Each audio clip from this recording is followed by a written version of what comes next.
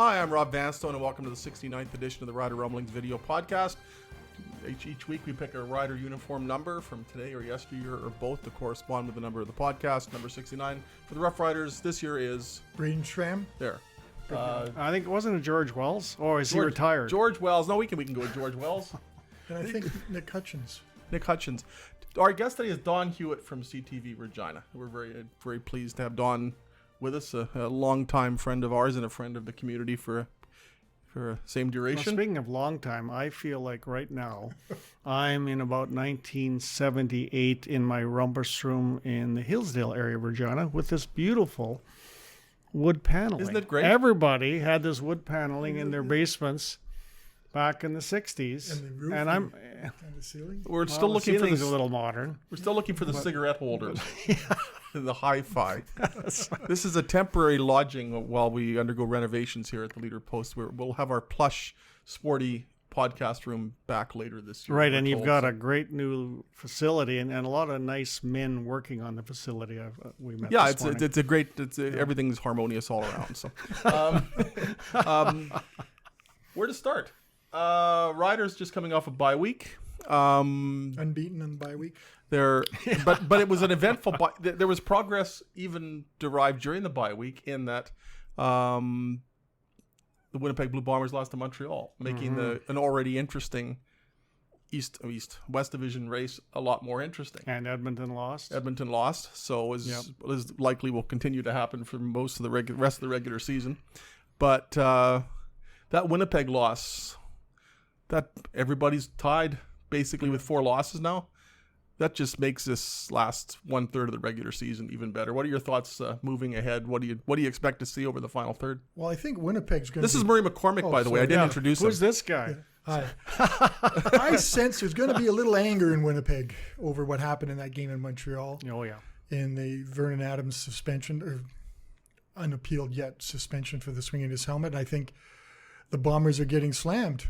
And I think there's going to be a little bit of get even on the old Blue Bombers, and maybe they're going to show some of the heart and the what they showed earlier in this season, where they're a pretty good team. And I think there's going to be a lot of we're going to prove it and show it to you guys. And I wouldn't be surprised if Winnipeg ran the table. To be honest, weren't they angry going into the Montreal game? Like Andrew Harris went into that game angry. Yeah, he played well, but he carried a lot of anger into that game. It didn't help him win. Their defense let them down, and Vernon Adams carried them to. And we can debate that. Should Vernon Adams even been playing? Which goes way back to that first game of the season when Simone Lawrence had that cheap shot on Zach Clark. Should he even been playing in that game when everyone saw what happened? I know you don't want to talk about this Vernon Adams quick, but they called a penalty on it, but they didn't see him swing the helmet at Big Hill's head. So I don't understand how that. If somebody grabs a receiver's jersey for a half second, they're going to see it. Yeah, I don't understand. No, he should have been kicked out. The officiating this year in the CFL, they've missed some big ones where ejection should have been called, and that was an ejection if I've ever seen one. Don't you think, Murray? And what if you switch it around and that is someone taking that swing at the quarterback? Oh yeah, you're talking a much longer. He gets a long walk to the locker room. But it's almost like quarterbacks. If it happens, the league has issued the suspension. But it's like if it happens to a quarterback, it's a lot more severe in terms of perception than if a quarterback is the... I don't think we've ever seen a quarterback swing his helmet at a defender before, though. That's a pretty rare play that we saw take place on that game. And the replays aren't definitive. Like, you can't really see, the only one angle they seem to have seems to be covering, but you're taking the word that he looked like he swung his helmet. So he appealed. He's going to appeal, I would assume. And knowing how the appeal process works at that glacial pace, we may get a decision by Grey Cup.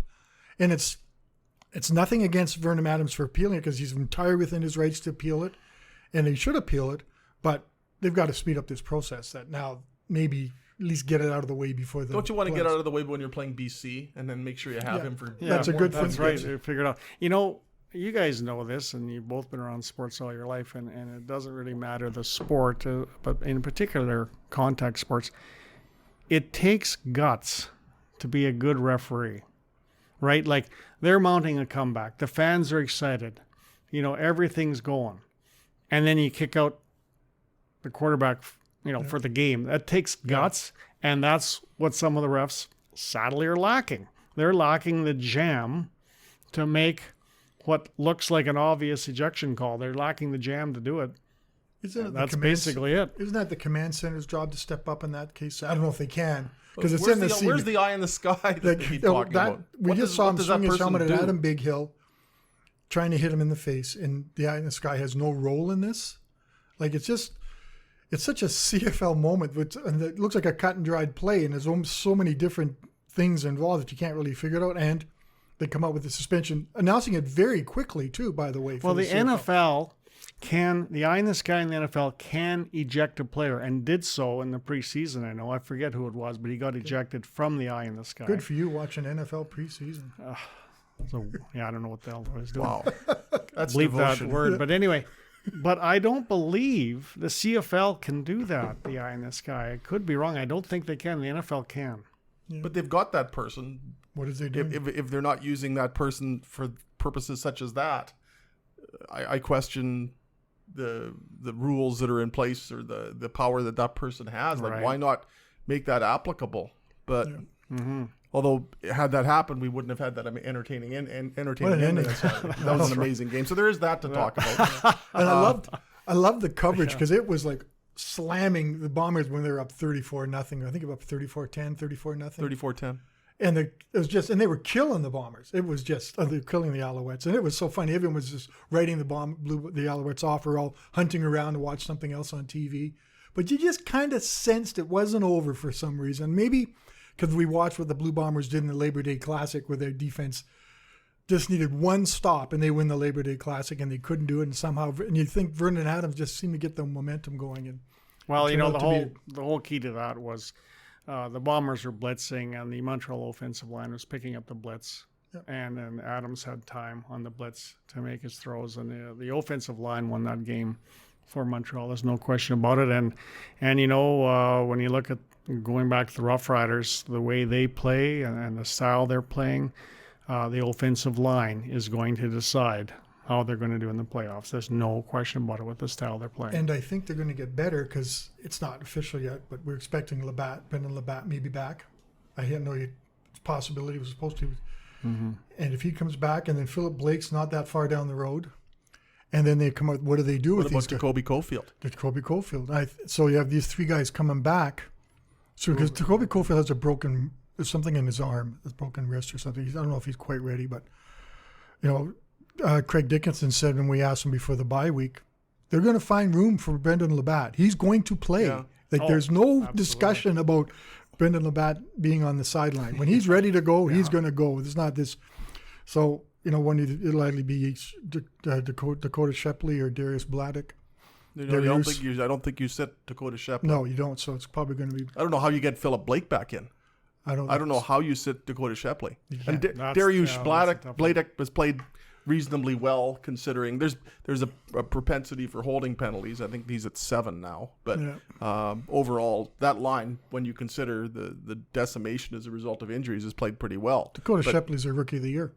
I don't think there's another guy on the team that's even close to him. But sorry, Rob. That's okay. I wouldn't argue that. No. Okay. Yeah, no. So what do you make of this Toronto game this weekend? Riders at Argos on Saturday. James Franklin starting for the Argonauts.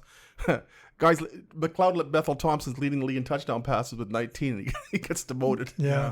This shows you what a mess even in Toronto, what goes right goes wrong. You know what? I think it's nervous times for the Rough Riders in Toronto, because when Franklin came in and gave the Argonauts, a spark, had Corey Chamberlain not made the boneheaded decision to kick the ball deep with 2 minutes to go, or a minute 55, whatever it was, and he went for a short kickoff, and if he could have got it, they might have won. They might have beaten Calgary. Honest to goodness, they had the momentum at the time. And this game is anything but a gimme, because they're playing footloose and fancy free. They're under no pressure. I think Franklin is a better quarterback, or should be, than Bethel Thompson, despite all the touchdown passes you said he has thrown, and that's right. But I think this game, look out, they better be ready to play in Toronto, honestly. I got a really funny feeling about this game, and that should be taken with a grain of salt, because when the Riders went to BC, I had a feeling that this just had trap game and disaster and everything that could go wrong will go wrong written all over it, and the Riders won by 27 points. So my intuition is not necessarily infallible. But this game just has plug your nose written all over it. That's just the feeling I get going into it. And I don't know. On the surface, Riders should stomp them. And all 17 people who are cheering for the Argos should be leaving there with bags over their heads. Like on the surface, this should be an absolute mess. But it just has, especially when you look at Winnipeg the next week and there's that huge game, there's so much talk about this October 5th game as being a real showdown. And do you forget the preliminary featuring Ken LaCusta, who you still have to knock out? Right? Like, good name from the past, by the way. Ken LaCusta, the legendary Ken LaCusta. So could they win the Ken LaCusta fight before they go on to face Ali? Like, I don't know why, but I tend to worry about the Ken LaCusta fight. Here's another sort of a little trap psychologically for the Riders. It's their last game against an Eastern opponent, right? Their following 5 are all against the West. So you don't want them thinking, oh, I just have to do this one East game against this weaker division, and then we're really have to get going against the 5 straight against the West. And I don't know, maybe I'm making. I think that's a very valid point. I think Craig Dickinson, from what we've seen, is probably a better coach and has a better staff than is going to allow them to look beyond the playing Toronto to the. Their schedule is daunting in the 6th, but it's in the last 5 games. But it's also an easy schedule because all the games are out west, so they don't have to go. I'm assuming they're leaving Thursday for Toronto. They kind of go 2 days earlier to avoid some of the East Coast angst and trouble. So they have a tough schedule, but it's a travel schedule that's pretty good because it's all out west. So, but I think Craig Dickinson and his staff have maybe shown the propensity. They're not going to let their guys look too far beyond, even though they're going to be asked lots about what they're going to do. They've come through the bye weeks pretty well, and they're. I think they're going to win. I think I'm not as worried as you. I think the Riders, bottom line, are a better team in all aspects of the game than the Argos right now, quarterback wise, offensive line, defensive line, all those aspects. And I think they're going to come out and they're going to be like Winnipeg. They got something to prove that they need to set off this daunting task of getting a home playoff game in the final 6 games of the season. I think I became wary of games like this because I saw the Danny Barrett coaching staff, where they would so habitually lose to these teams that they had no business losing to, and it would hurt them. 2003, they're the only team to lose the Hamilton Tiger Cats all year. So, I mean, and they ended up just missing a home playoff game. They win that Hamilton game, they've got the home playoff game. 2004, they lost all 3 times to a Winnipeg team that won 7 times all year. 2005, they played the Ottawa Renegades twice, lost both times, and Ottawa had such a successful season that they folded afterwards. 2007, 2006, they lost. They did not beat an Edmonton Eskimo team that made the playoffs. And each year the Riders would be, with the exception of 2003, the Riders would be 9-9. But you'd look at those games and you'd think, okay, you should have beaten Winnipeg, should have beaten Ottawa, should have beaten Edmonton. These soup cans that they can't beat. Right. And that's the difference between going on the road for the playoffs and having the home playoff game. So I think that 4-year period just made me suspicious of games like this because I saw how the Rough Riders would so habitually falter in those situations. Left from those days, but that's the kind of mindset that can creep in, and you just think, okay, nothing's a given because I saw the Riders in 2003 become the only team to lose to Hamilton. Yeah. And then Ken Austin came in 2007 and they started beating the teams they should beat, and they started putting the little bingo marker on the free space. By and large, the Craig Dickinson team has put the bingo marker on the free space so far this year, but that's what has to keep happening. Going back to Danny Barrett, I don't know if anybody cares now. I think he was not a very good head coach at all. And now he's in the NFL. And that's what I'm going to say. But he's an amazing salesman. He's in the NFL. And he did a few college stints. Some of them just bombed. In the meantime, he's in the NFL. He was, fired by one team in the NFL, got hired by another team. When did he go from Miami to Houston or something? I'm not exactly sure. But there is a man that I don't think was a very good head coach for the reasons you just explained, but he keeps making big bucks because he knows how to talk. Cavis Reed, where are you? Some guys are better assistants than they are head coaches too. Yeah, right. And that happens too. But I don't know. I don't know why. Maybe I'm just looking at this game and just thinking, this has more. The Riders have so little to gain from it in terms of perception. If they win, they've just beaten Toronto. They've pulled the wings off a fly. If they lose, there's noxious fumes all over the city for a week. The only way I can see them losing is Cody Fajardo doesn't play very well. That's the only thing I can somehow. And I know we keep saying good things about Cody, and he keeps saying he's still going to have that game where he's just not going. He's going to be a first-year quarterback, and there's, I think, a little bit of pressure on him. He's going back to Toronto. Toronto gave him his start. Kind of started out in the league. He's got ties to that community a little bit there, and maybe put pressure. That's the only way I can see him losing if Cody Fajardo doesn't play well. If Cody Fajardo plays well enough, like he's done sometimes, like he did in the last few minutes of the games at home, the Riders win. So, unlike you, I'm not. I could be totally wrong, and I have been many, many times, but I just think this is a Rider win, and we hope absolutely you are should right, be. Mark. We hope you are right. Yeah, well, I don't like to be that optimistic. I find being a pessimist is you're never disappointed. So I would like to keep my life like that, but that's the only way I think things will happen. So and at the same token, like Toronto's a little bit better than the team they hammered way back. And the summer was at July 1st. July 1st, that Canada Day debacle for Toronto. And somehow, I don't know, somehow Corey Chamberlain since 2013 has gone from a genius to arguably the worst coach. Well, what has happened there? I don't know. Well, maybe you can say, and you pointed out to me the other day, it's quarterbacking.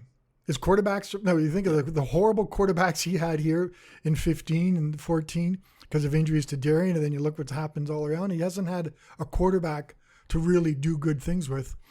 And now he's got Zach Collaros, who's probably not going to play this year. It doesn't look that way. Would you say he's going to play this year? Why would you? That is. How did Jeremy O'Day get a draft pick for him? I know. Yeah, I know. That's ingenious. I think that Collaros thing is absolutely ridiculous. What is he standing there in Toronto for? Why do they even have him there? Just standing there, it's goofy. There's something goofy, weird. I don't know how to even describe it. It's eerie. Why is he make there? that trade? Why bring him in? I have no I idea. understand you're desperate for quarterbacking at some point, but that's not the answer. Oh my gosh, it's bizarre. Well, it sure took all the questions away from here. Talk about a genius move by Jeremy Day, who doesn't get enough One of credit. several. Doesn't get enough credit. This is an in-season move that was just getting, like, even if they release him, it doesn't go over as well. It's like, oh, you took this gamble on him. Here's a big off-season signing, and you just couldn't make a mistake and blah, blah, blah, blah.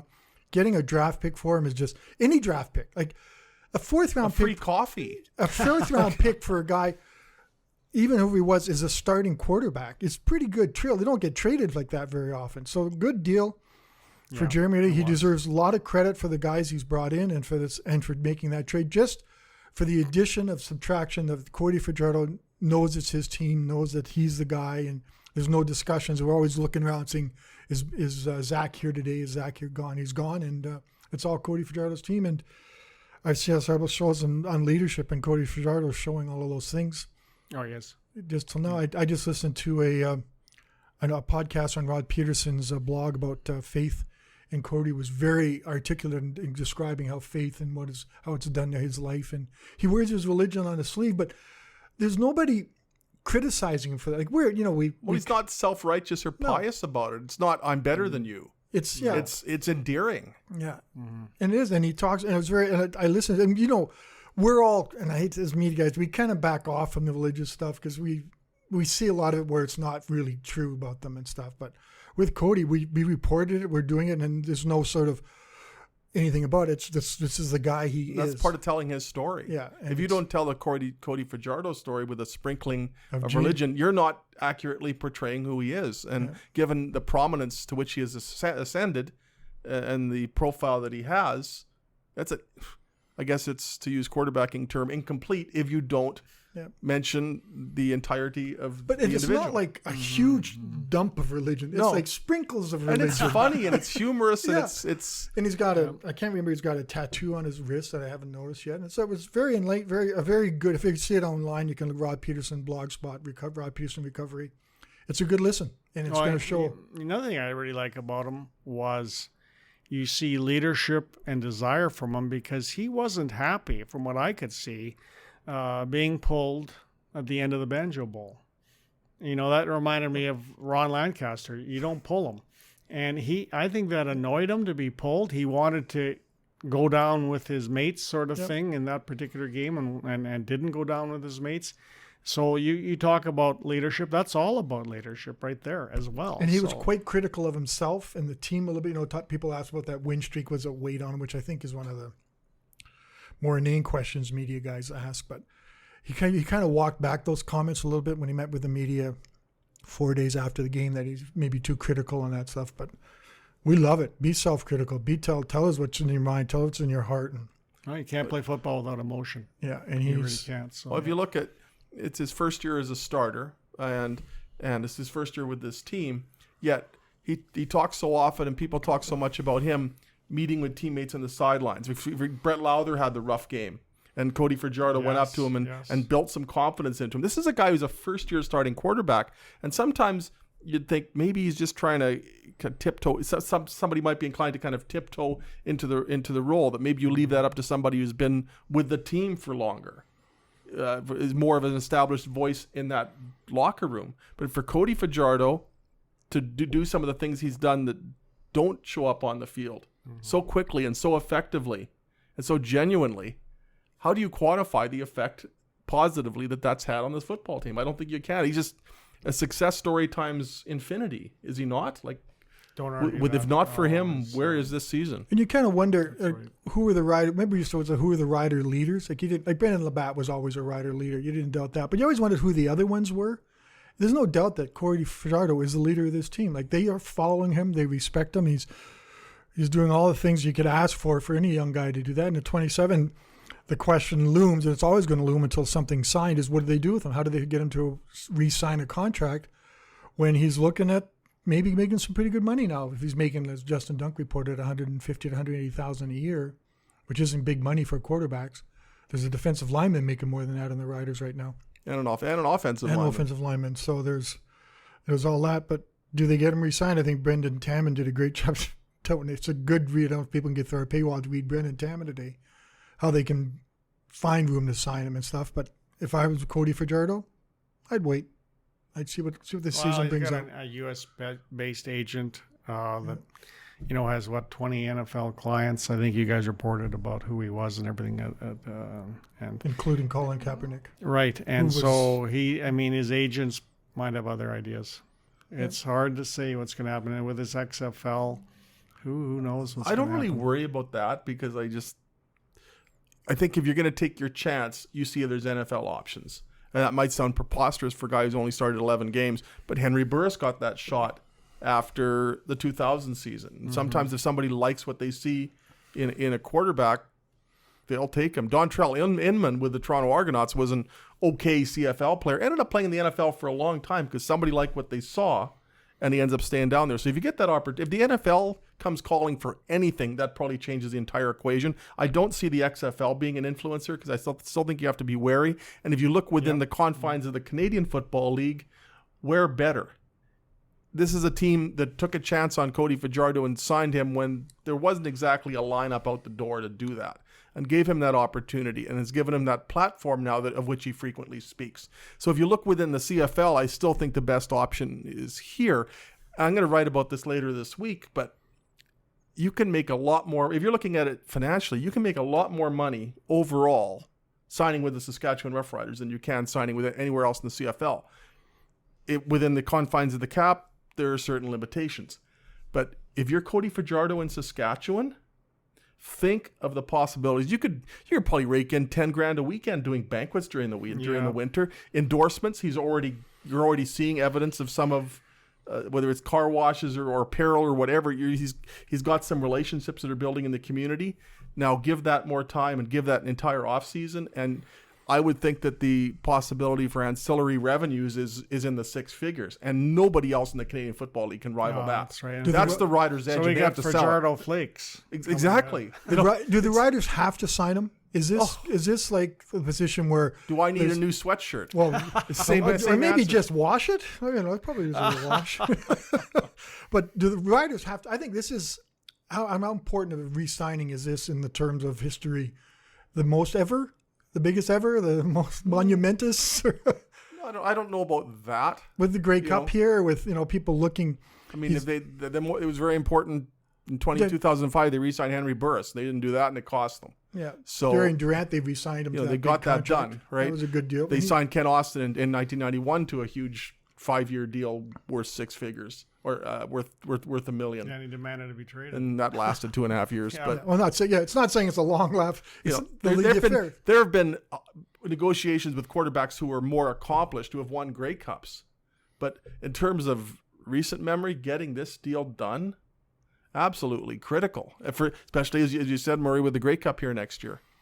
Yeah. And you want to build on what he's establishing not only on the field but off the field. There's just this whole entity that's Cody Fajardo that is gold for this team, because he's gold as an individual, as opposed to him. And the incentive, and Brendan wrote about this too, is that the incentive here is that for him here, or one of the incentives is that he's got something going here. He doesn't have to start over. 2 years in Toronto, 1 year in BC.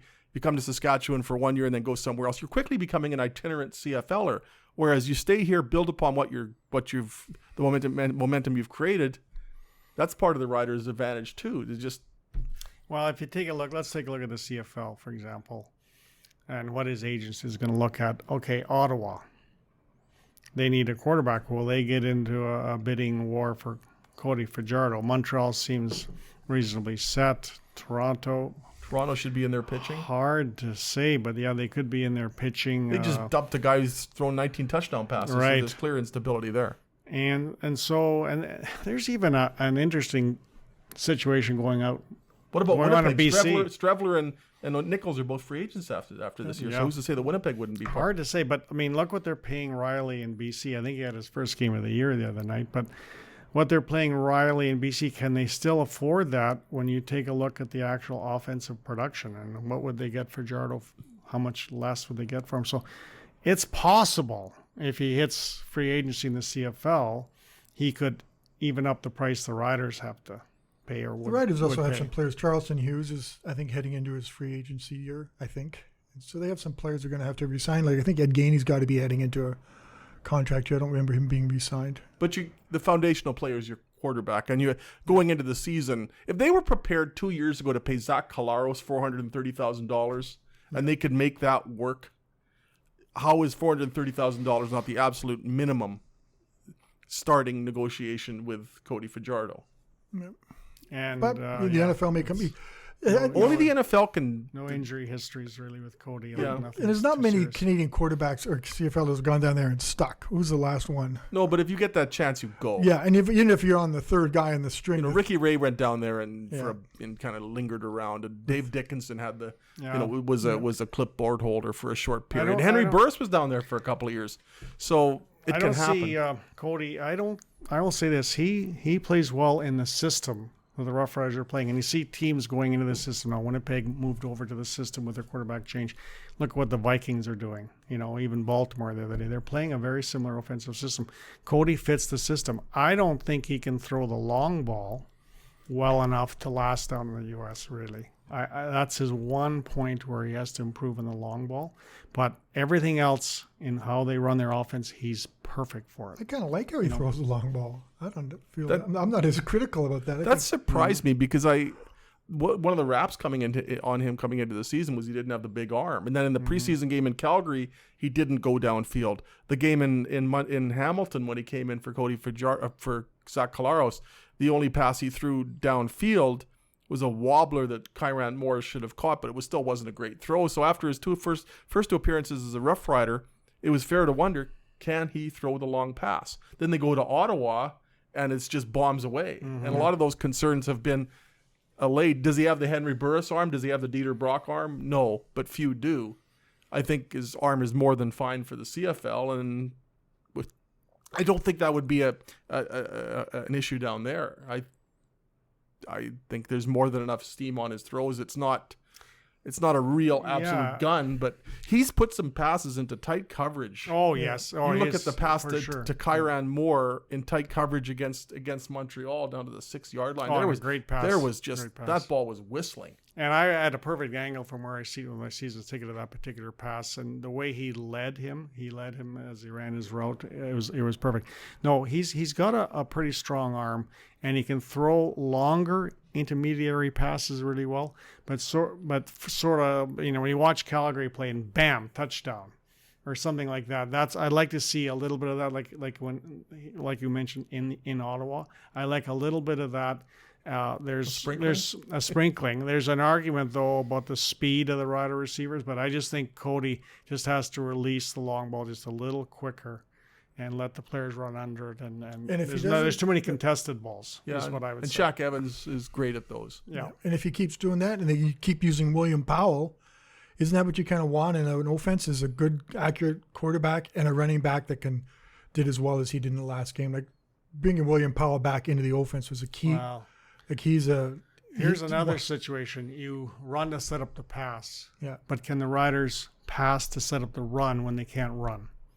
That's the issue. Like so far, when they've stuffed William Powell, not good things have happened. So what I'd like to see is Powell's getting stuffed. They're completing some passes. Suddenly Powell's running. It you know what I mean? Yeah. It goes in reverse as well. Well, I wondered about that watching the Montreal-Winnipeg game on Saturday because Winnipeg shut down William Stanback. He had the kind of game that William Powell had in the Banjo Bowl. Like they just eliminated the run. And the Winnipeg eliminated the run, and there really wasn't much else the Rider arsenal that day. Whereas Winnipeg eliminates the run against Montreal, and Vernon Adams throws for 480 yards and more. Yeah. So Montreal overcame the run being completely shut down. The Riders weren't able to. Can the Riders show that capability and that dimension? That's the question. They got Montreal a good did. receiver. The Riders didn't. They've They got only a have good to face receiver Winnipeg coming once, in, though, too. I think Winnipeg's a capable defense of doing that. They only face them once. Right, and they've got hopefully a big-time stud receiver coming in to Saskatchewan. Yes. And you would hope that that's really going to help Cody in many different ways. That's going to be massive. I keep remembering Zach Collaros kept talking how Jordan Williams was a hands receiver, and I kept wondering what that means. And he catches the ball with his hands, which sounds pretty basic. He isn't BK Williams. He never caught the ball with his hands. Exactly, but you look back on the passes he caught, and he high points the ball. He does. That's a big return coming back for the final third of the season. I think that's a little bit over. Not because we haven't seen him yet. It's odd that he wouldn't play the first game back, but I guess they got away with that one. They got away with Who's that. out? Who's out? I think Manny Arsenal. How do you sit any of the other? Craig Dickinson has said that they're not going to add another import receiver, American receiver, international, whatever they're called now, receiver spot. You're not touching Shaq Evans. You're not moving Naaman Roosevelt. Kyran Moore is going to flirt with 1,000 yards, keep him and he's one of your faster. more explosive players. Yeah. So if something has to give, it's Matt. You would think it would be Manny Arsenault, but the qualifier I'll inject is that the Riders have a 7-1 record with Manny Arsenault in the lineup, and how much do you factor in the intangibles? That's the main thing on the positive side with Manny Arsenault. It isn't numbers because he's caught 16 passes for less than 10 yards a catch. 164. 18 passes for 18 for 163 or something, and it's just like that. He's had more yardage than that repeatedly in a game for BC. And Corey Watson may be back too. And he's not in the factor, but Corey Watson is playing pretty well. There's he was playing well. Silent, and he was playing well as an inside receiver. Yeah. When's Patrick Lavoie? Is that how you pronounce his last name? When's he back? Because he's the blocker type you need in the playoffs. I don't think so. I don't think he'll be back. And I don't even know when he got hurt. He got somehow hurt early in spring training or training camp, and I've seen him twice on the field since then. And that's too bad. And he would have been great. Yeah, he's just so physical. And he can do so much. Yeah, he would have been a good. So you don't think he's back at all this year? Today, this week of practice will probably tell a lot, but I don't know who they move out. Albert Awachi, who's doing great things. I love Albert Awachi. Yeah, he's not doing the things that Lavoie could do, but this isn't. Patrick showed up last year. You rewatch a Rider game. I rewatch every Rider game in slow mo, and it's really a nerdy thing to do. And somehow we I expect keep you to watching do that. number 41. Yeah. If you watch number 41 on Rider plays, successful running plays, and you watch what Albert Awachi does, like Albert Awachi is absolutely.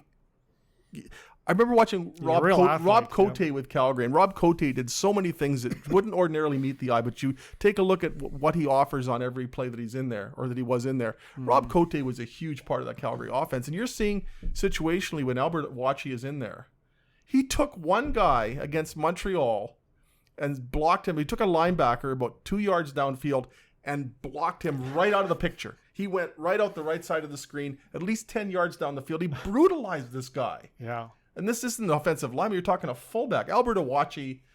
He's underrated. He deserves more attention. I So agree. there, I'm glad. He What doesn't about catch passes, though. He doesn't get many out of the backfield. He doesn't run the ball much, but it's sure got to have a guy who can block. And It's they like a got, fix. the Bennett is in there now. Jake Bennett? Now, who might have been a really astute pickup by Jeremy O'Day. Now, he seems quite mobile for an offensive lineman. Maybe he's a little small. I don't know, but he was running around making some pretty good blocks. Yeah. The against Montreal game, Montreal. they went with 2 tight ends a lot more than they had been. And in Jake Bennett, basically when they went with six players up front, Albert Awachi was the 6th guy. When they went to 7, it was Jake Bennett. Right. And both of them were absolutely huge factors. Well, that's overstating it because they weren't in the game a ton, but they were significant factors when they were in there. I'll ask you another question. What do you think of him resting Charleston Hughes for that game? What do you think that does for him down the stretch here? Well, they won without him, so that's huge. They don't have to look at it and say, well, we didn't play Charleston Hughes and we paid for it a bit. If you look at last year, and he absolutely hit the wall and slid down in terms of production after the 11 or 12 game mark. 2 sacks after that. So resting him and then having that was the time to do it because you have the bye week afterwards, and then you've got this stretch run and a ton of road games. So that was a smart time to do it, and they won. So there's here's no the penalty deal. for it. Like Jeter did pretty well, but have you watched what's going on in the NFL lately? The edge pass rushers, sorry, Willie Jefferson, but they're not tall anymore. Even in the NFL, they are short, explosive, and very strong. Like he got even a defensive end like Mack in Chicago, but it's a different kind of athlete, built and looking like Charleston Hughes. And if you look at a couple of the taller defensive ends that were playing against Montreal, O'Kine and was the other fella there in the big. They've got 3 tall defensive ends. Leonard. No, AC Leonard's okay. There's another fella. He is the guy that hit the center in Winnipeg. What's his name? LeVar Edwards. Right. Now, if you take a look at those guys, they could not pass rush. I didn't see much pass rush out of them at all. They were pretty good against the run. I think the Riders need another edge pass rusher to help out on the rotation with Leonard and Charleston Hughes. A short, stocky, explosive guy that can get underneath the arms of the offensive tackles and just go right around them. And I think that they need that because right now they've got one explosive pass rusher. You need 2. Micah Johnson. No, really Micah Johnson's coming on. Yeah, but I'm talking about the edges. You're talking about defensive ends. Micah Johnson made He's coming on. Yeah, you could tell that he's starting to round into form. But you're right. Yes. They need to get. They need to make sure that Charleston Hughes has a better finish than he did last year, and they need to get more out of the other end spot.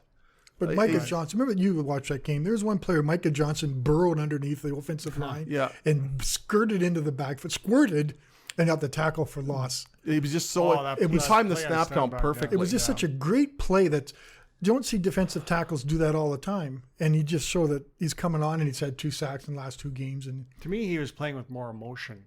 In the last game, he was yakking with some Montreal players, like we saw him playing for Calgary. The game last October when Saskatchewan upset Calgary at McMahon last year, Micah Johnson was going at it with Blue Labatt like you wouldn't believe. I thought they were going to go to blows, and I think that's what we need to see from Micah Johnson: more emotion.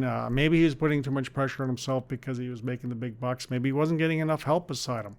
When Zach Evans went down, there's a bunch of different factors, but we want to see the Micah Johnson, the angry and emotional Micah Johnson is unstoppable. And he's a closer with Calgary last year. He had like 6 sacks in the first half of the season and 8 in the second half. Mm-hmm. So he's a guy that comes on. He knows that he can play better.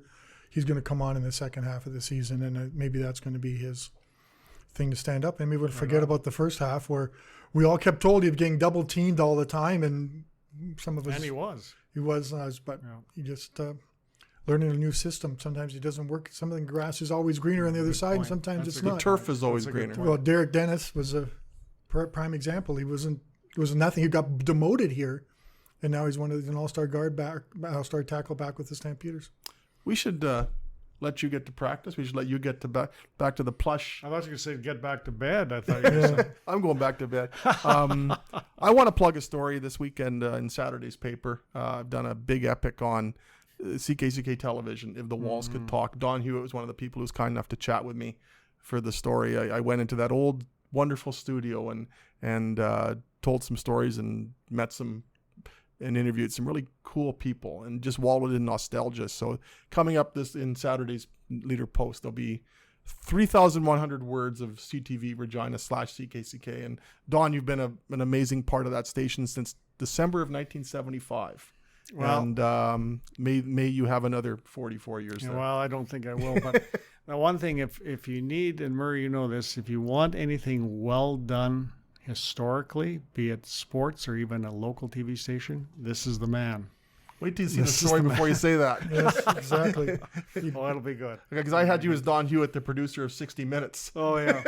So, I asked I wish. Mike Although Wallace I'd be dead and now, Wally so Safer. I said to Rob the other day, what do you forget to retain all that stuff? Like, what part of your life is missing from your brain? Practical skills. Yes, exactly. It like laundry and cooking and There's some pen on here. like doing minor things. So to retain all that's fantastic knowledge and useful, I guess. It's whatever. useless. It's useless. No, it's not. I enjoy He it. tucks away all the other stuff that you and I kind of keep track of, our Right. wives' names and birthdays and those kind You of. keep track of that? Oh well, someone has to.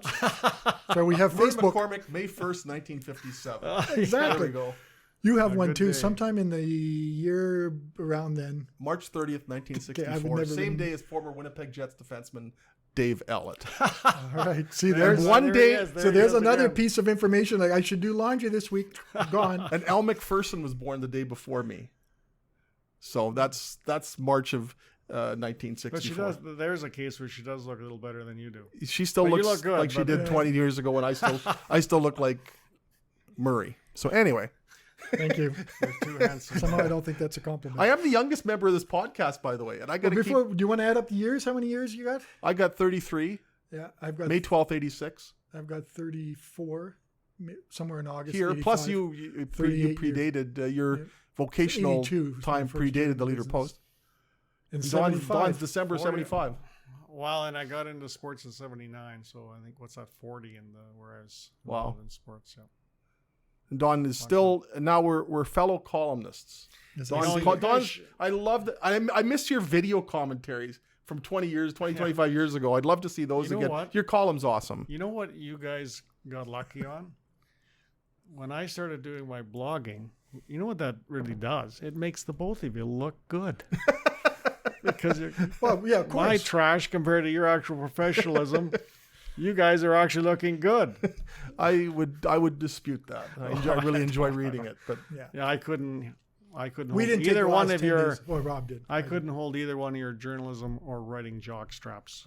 I'll tell you. that and I right now. couldn't stand in front of a TV camera and do the Neither could do I. the many things that you've done at CTV over the years. We won't So, be able to put our hats on after this. So thank you, Don. we appreciate the compliments. We should read the ending here. Murray, please send us off. Oh yeah, I missed it last week. Here we go. Da, da, da, da. If you enjoy the podcast, please leave a review and a 5-star rating. It helps us grow the podcast. If you subscribe to the show on Apple Podcasts, Google Podcasts, Spotify, Stitcher, or wherever you can get your podcasts. I kind of messed that sentence up. If you'd like to send us a question, you can email Rob at rvanstone@postmedia.com, and we'll read it on the show, and we really will. We really will. We haven't got a question in 2 weeks. So. You can follow Rob. Send me a question, Don. You can follow Rob on Twitter at rvanstone and Murray at MurrayLP. And Twitterless, Don Hewitt? Twitterless. Yeah, I'm too old. Too old. Twitterless. Never. You're ageless, Don. You're ageless, Murr. Great For cut Murray, fit up. for ageless Murray and ageless Don, I'm aged Rob, and we'll do this again next week with number 70. Wow. Thanks so much, and take care. We'll talk to you next week.